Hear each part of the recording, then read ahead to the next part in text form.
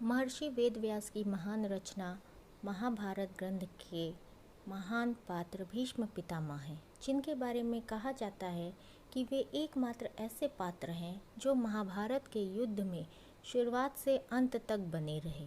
18 दिनों तक चले महाभारत के युद्ध में 10 दिन तक लगातार भीष्म पितामह लड़े थे। महाभारत युद्ध से जुड़े प्रसंगों में भीष्म पितामह को बाणों की शैया मिलने की वजह के बारे में भी बताया गया है, जिसकी जानकारी बहुत कम लोगों को है। यह जानना हम सबके लिए इसलिए भी ज़रूरी है ताकि हम यह समझ सकें कि हमारे बुरे कर्मों का फल हमें अगले जन्मों तक भी मिलता रहता है।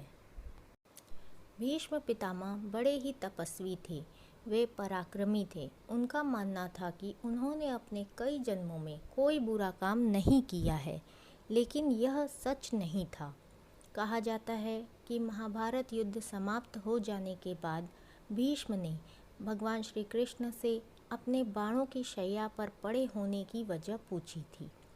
भीष्म का कहना था कि मेरे अपने पिछले 100 जन्मों तक कोई गलत काम नहीं किया।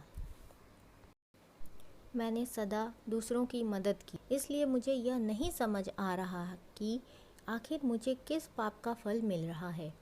इस पर श्री कृष्ण ने भीष्म से कहा कि आपने पिछले 100 जन्मों में कोई अपराध नहीं किया, लेकिन 101वें जन्म में आपने एक अपराध अवश्य किया है और आपको उसी अपराध की सज़ा मिल रही है।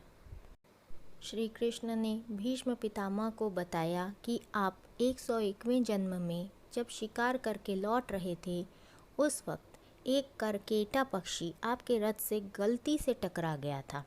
इस पर आपने उसे अपने बाण से नीचे गिरा दिया था।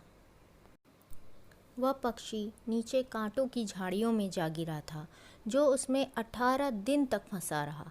उस पक्षी ने आपको श्राप दिया था कि आप भी एक दिन यह दर्द झेलेंगे।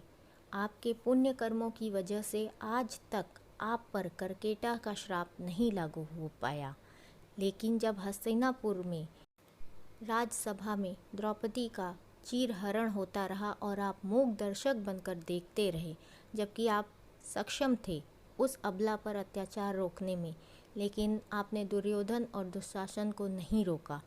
इसी कारण पितामह आपके सारे पुण्य कर्म क्षीण हो गए और करकेटा का श्राप आप पर लागू हो गया।